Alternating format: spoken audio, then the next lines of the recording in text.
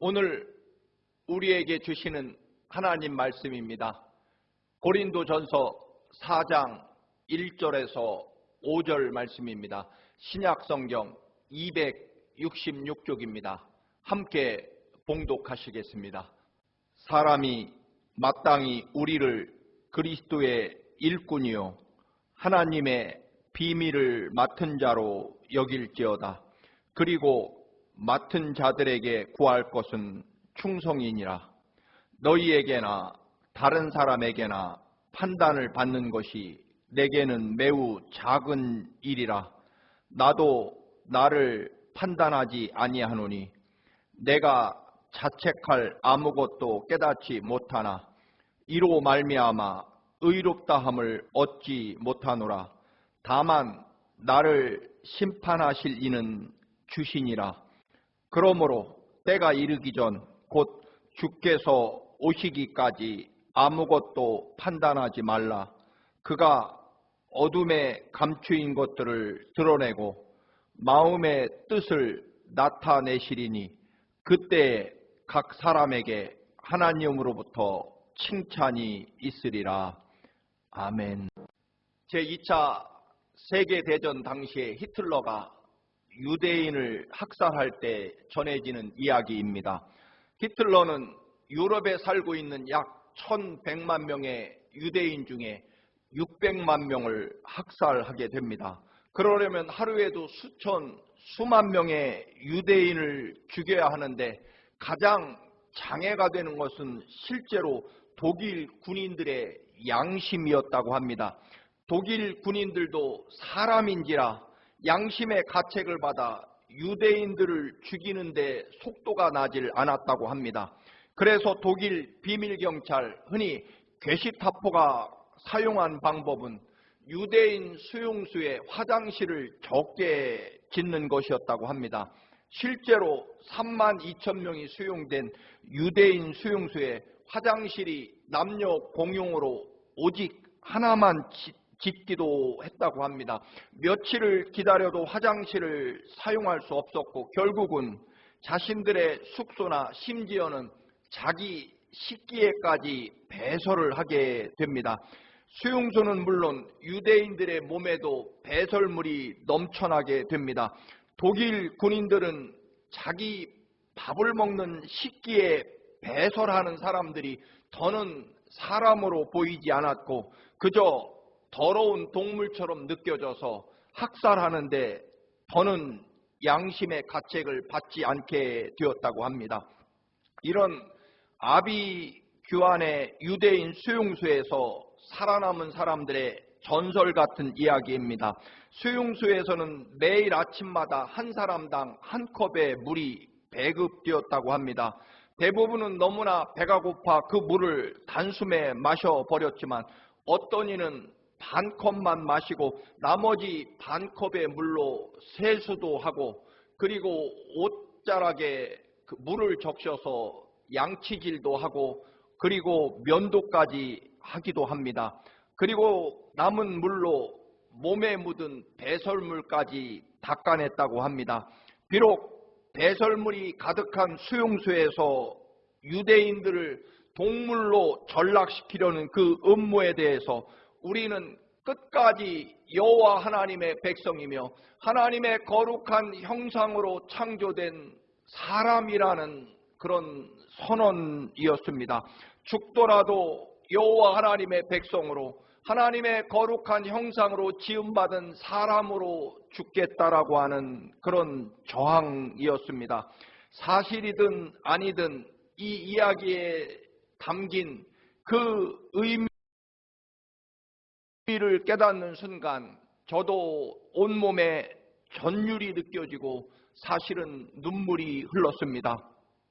우리는 하나님 닮도록 하나님의 형상으로 창조된 거룩한 하나님의 자녀입니다.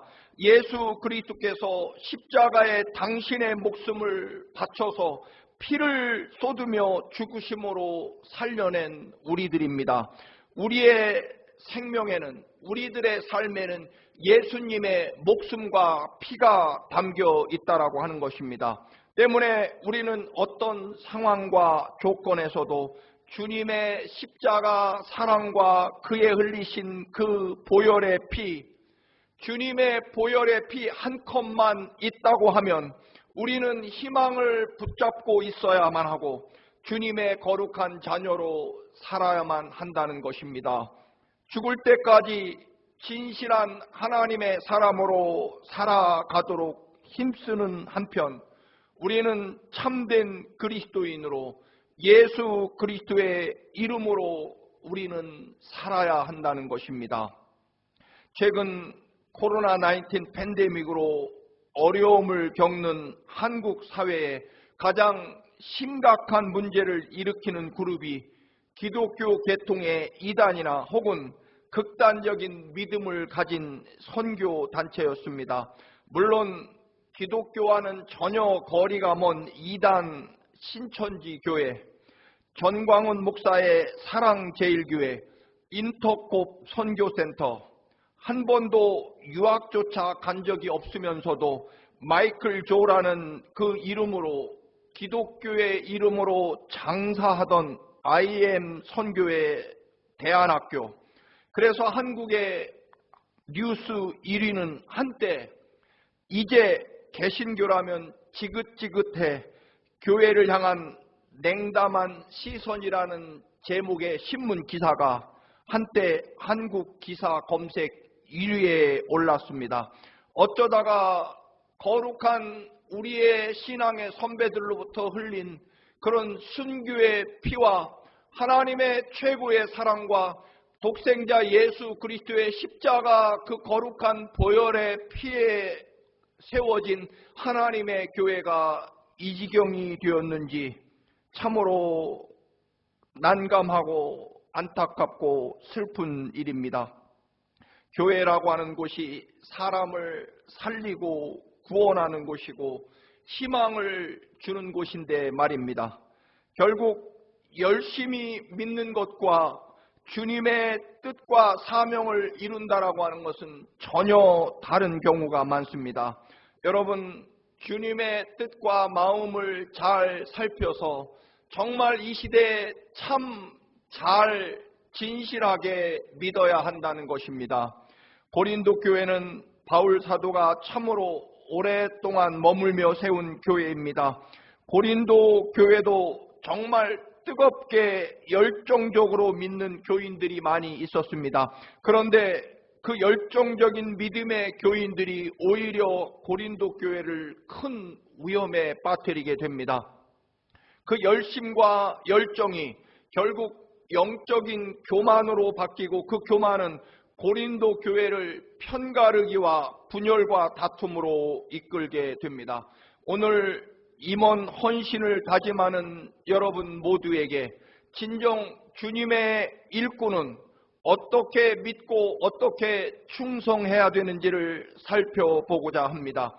오늘 본문 1절과 2절을 세번역 성경으로 읽어봅니다. 사람은 이와 같이 우리를 그리스도의 일꾼이요 하나님의 비밀을 맡은 관리인으로 보아야 합니다. 이런 경우에 관리인에게 요구하는 것은 신실성입니다라고 세번역 성경은 말합니다. 주님께 충성해야 할 사람을 두 가지로 호칭합니다.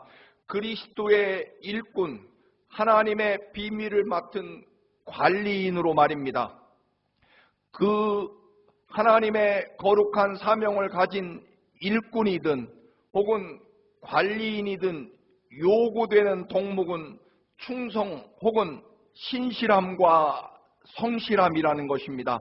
오늘 1절에서 먼저 일꾼이라는 단어는 히라버로 휘페레타스입니다. 그 휘페레타스라는 말은 배 밑창에서 노를 젓는 노예라는 뜻을 가지고 있습니다. 당시 큰 배 밑창에서 노를 젓는 계층의 노예를 말합니다.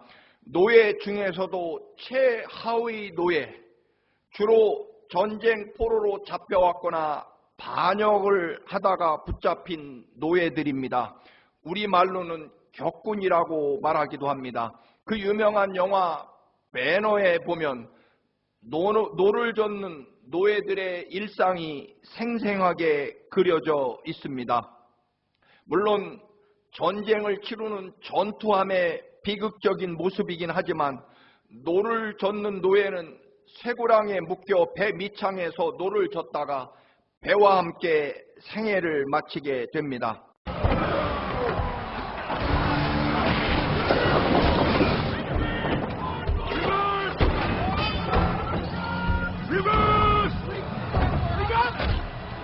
Reverse on my count!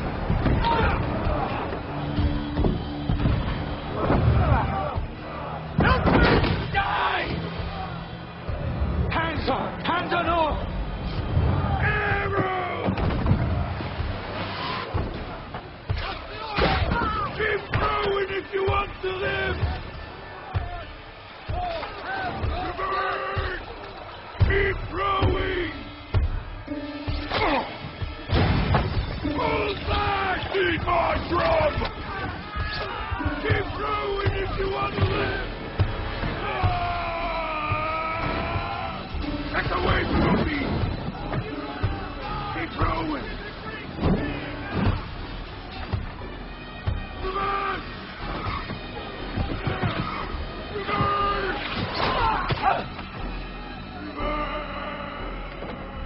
We need to keep moving. We need to keep moving! Everyone, listen to me! We need to keep moving! If we stay idle, we all die! Hands on oars! Hands on oars! On my count! And row! And row! Together! And row! And row! And row! And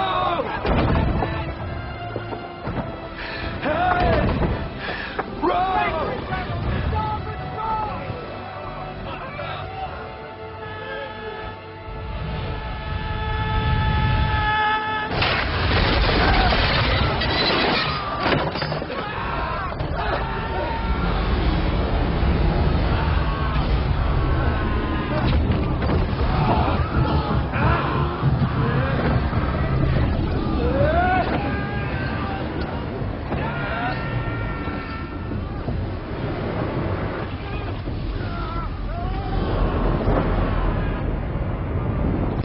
사도 바울은 자기 자신을 그리스도의 노를 젓는 노예라고 표현합니다.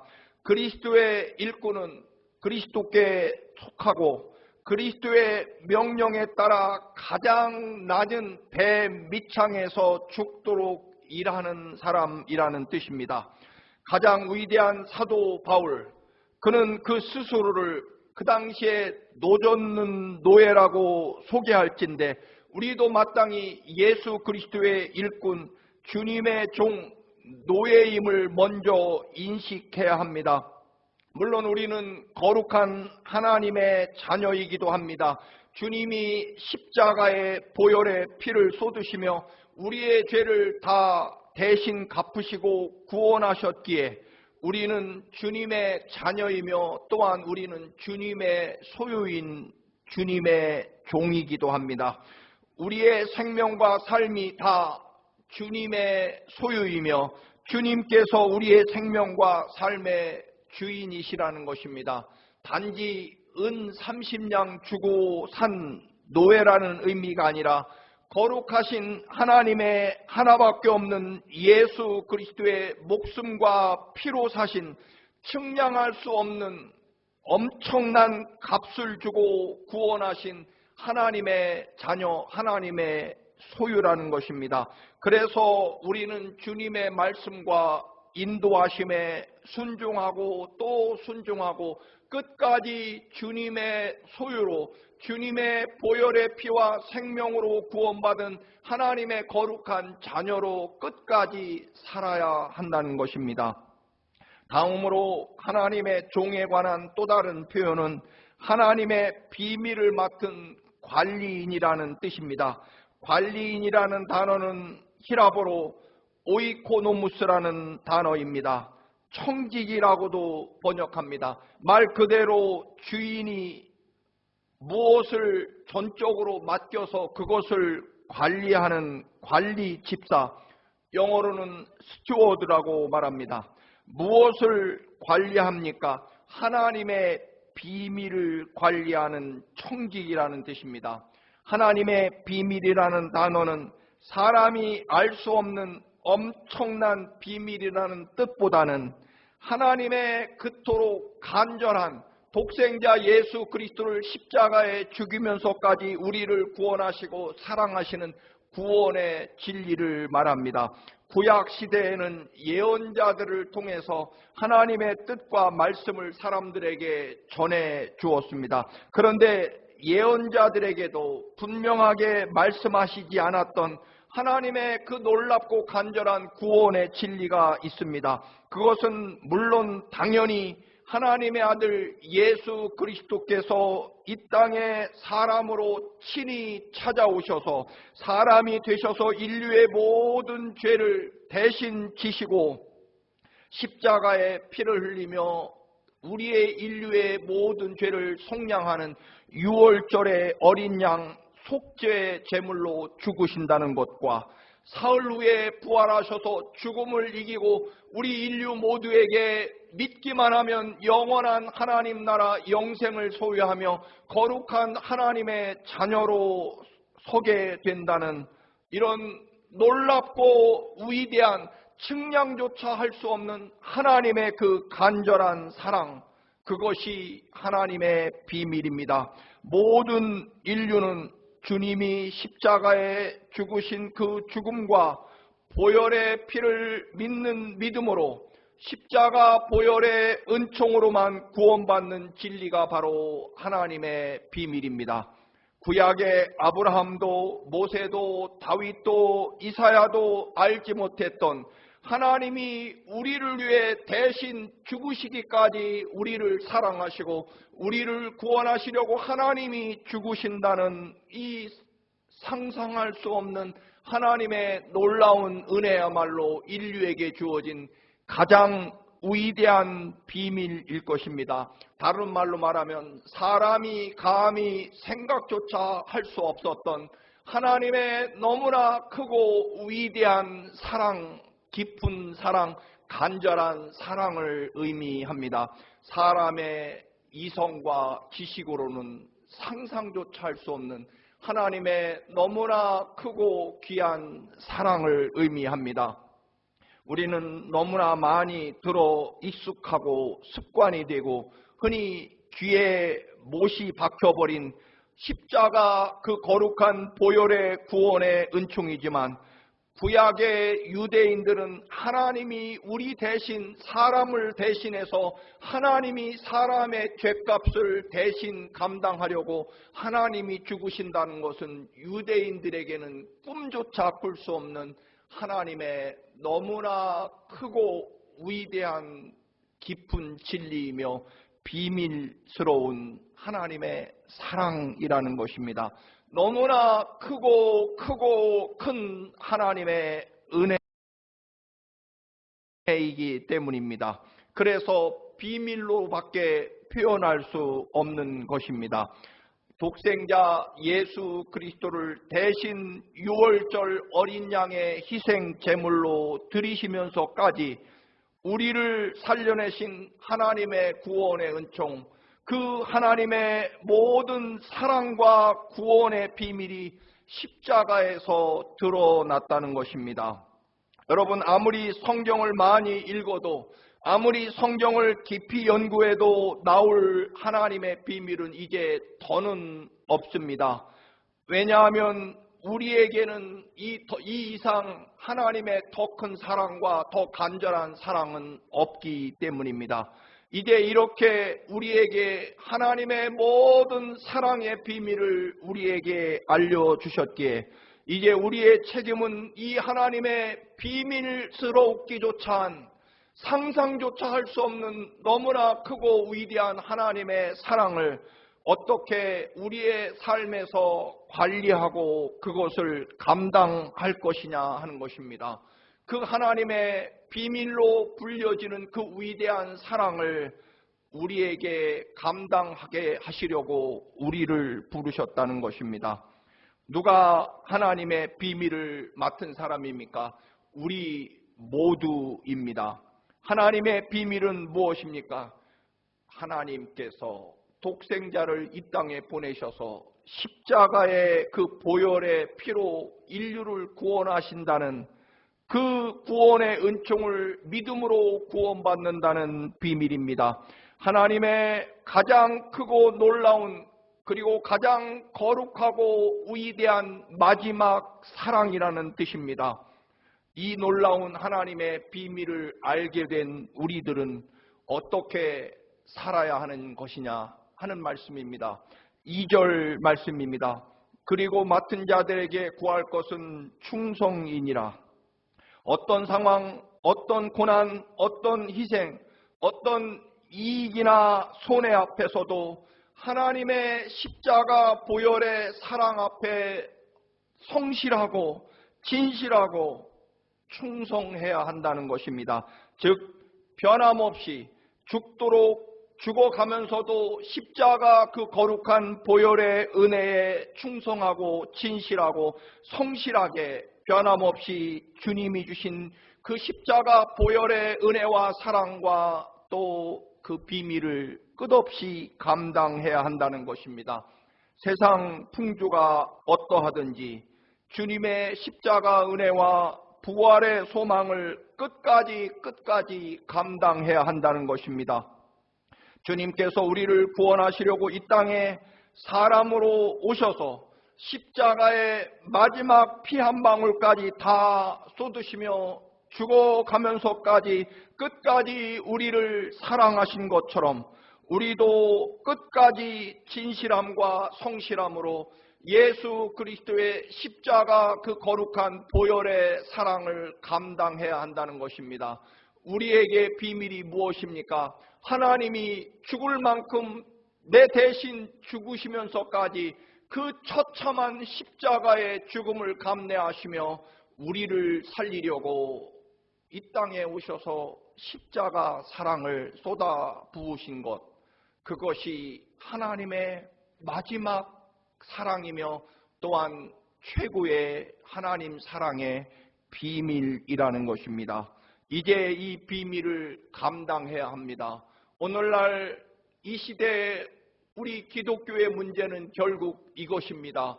예수 그리스도께서 어떻게 우리를 사랑하시고 어디까지 우리를 사랑하셨는지 그 십자가에 죽으면서까지 마지막 피를 쏟으며 죽으면서까지 우리를 사랑하신 그 십자가 사랑의 비밀을 잃어버렸기 때문입니다. 어느새 우리들의 삶과 이익과 육체의 욕망이 우리를 주장하고 허울뿐인 신앙이 가득한 시대이기 때문일 것입니다. 예수님께서는 십자가를 지실 때 인자가 영광을 얻을 때가 왔도다라고 그렇게 표현하십니다. 십자가에 처참하게 그 모욕과 멸시를 당하며 죽으시는 것이 하나님의 뜻을 이루고 완성시키는 것이기에 십자가를 영광이라고 말씀하십니다. 우리가 잘 알고 있는 욥도 그토록 엄청나고 모진 고난 중에서도 나의 가는 길을 오직 그가 아시나니 그가 나를 단련하신 후에는 순금처럼 나오리라. 욥기 23장 10절에 고백을 합니다.